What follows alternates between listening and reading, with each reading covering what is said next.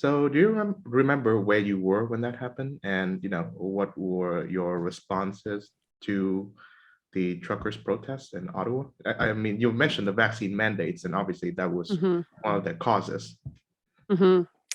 Yeah, for sure. I mean, it was this parliament in general, Chong, has been probably one of the most historic.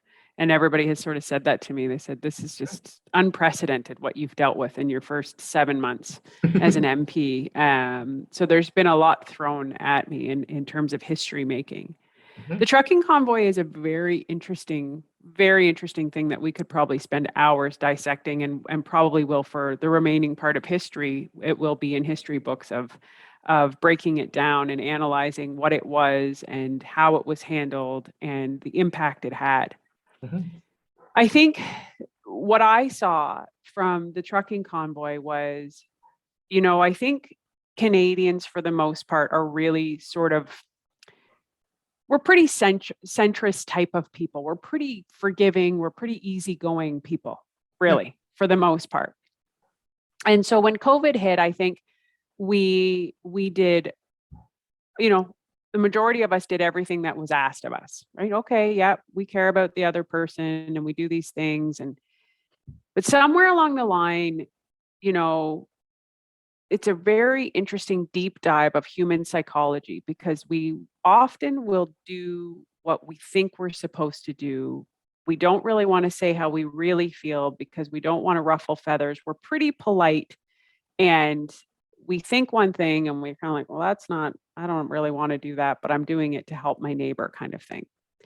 And I think what started to happen was, we'd never had anything like this before, Mhm. and so people were forgiving, but the goalposts kept moving. Mhm. And that is a classic indication of gaslighting. And when we say gaslighting, it's, we tell you one thing and we do another. And then after we do it, we're sorry. And, we try to tell you what you want to hear. And so we saw this from the Trudeau government over and over. And so you had this group of people, the truckers, um, all of a sudden say, wait, like we're done. And they started this movement. And it wasn't just people who were, lumped into the conspiracy theorist group. And it wasn't just this group of people who were unvaccinated. It was a huge group of Canadians who felt powerless and voiceless and felt isolated and alone. And so when you went and you saw these overpasses when the truckers started to mobilize, and the story I shared in my speech from the House of Commons was a 19-year-old girl who went and full of shame for feeling how she felt and thought she was the only one who thought, I just want to go live my life. I care about Canadians. I'm considerate of people's health. I'm not a bad person, but I want to move on with my life. And why have we missed the balance of risk versus reward of mental health and physical health and being inclusive and not shaming one group over another? Mhm. Um, and and so she went to the overpass, and there was hundreds of people at this overpass with flags and food and drinks, and the truckers went by and they beeped their horn, and she just became so emotional and she broke down because she didn't realize how many people felt the way she felt. Mhm. And I think that was the power of the trucking convoy. And I think it was, we just want to live our life. We don't want to be told we're bad people. We don't want to be told we're racist or misogynistic or we don't care, because we do care. I do care about my grandma, but I can be mindful of my individual risk tolerance, care for others, and live. Mhm.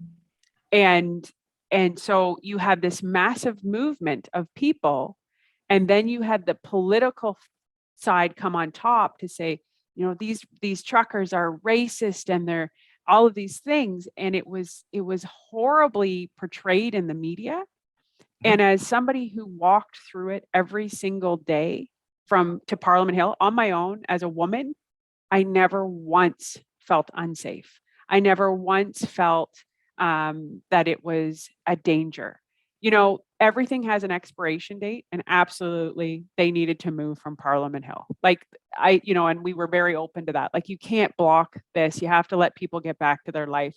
But at the same time, they mobilized a movement that created a discussion across this country and consequently the world, where people had to have honest conversations about how they felt and that they wanted to see things differently and they wanted their government to listen to them. And so I think it was probably one of the most profound movements that we will see in history. And the one night I went out and I was walking home, and it was so delicate because people were so polarized with what they were seeing on the news and how it was being portrayed, and that these truckers are horrible, vile people, but the experience on the ground was completely different. You had children, you have, there was food. It was a place of hope. It was a place of hope for many people. And so one night when I was walking, I decided to do a live Facebook video to show people at home. And it was a risk to do it because you don't know what's going to happen when you do a live Facebook video. And so I walked back to my hotel room and I recorded it. And I don't know if you had a chance to watch it. I think it has almost 600,000 views. But it's very interesting because these three gentlemen I run into on the street, and I end up interviewing them, and they're three men that met at the convoy from different provinces, different backgrounds, different vaccination status, different jobs, and they were so in sync, and they built a bond of what they wanted. They just want to go back to living. They don't want to be told they're bad people.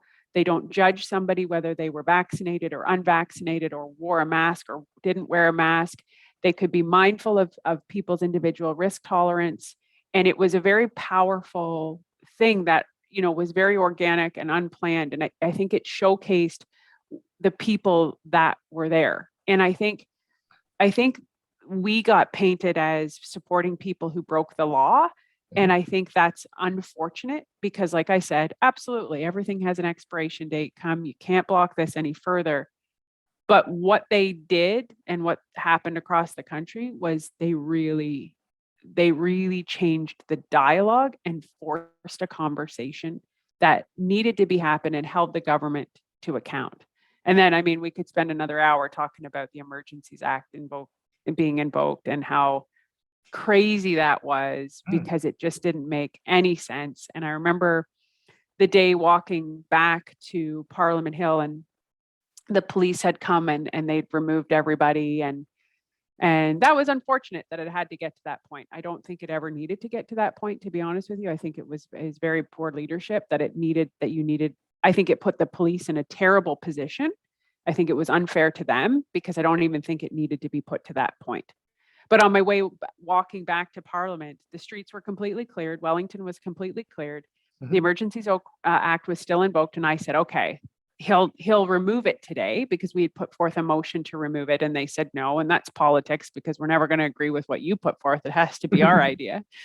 And so I thought, okay, well, the trucks are all gone. So without a doubt, he'll remove it today. And he was having a press conference at 11 o'clock that day.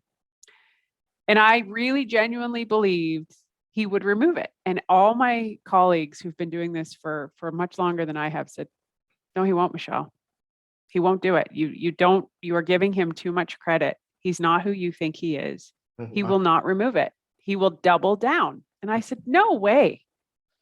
And sure enough, he came on the news conference, even though there was no blockade on the street, and said he was keeping the Emergencies Act invoked. And I think in that moment, I was really, it was a real awakening of who we have in our leadership role. And it was very disheartening for me, very deflating to me that politics was taking a front seat to the greater good. And then the non-confidence vote of what he did that day to push, it was very disheartening. And I think people really started to see, much like your friend, and I know I'm going on and on here, Chong, so I feel bad, but to your friend who had hopes of the 2015, Justin Trudeau versus the 2022, they are not the same person.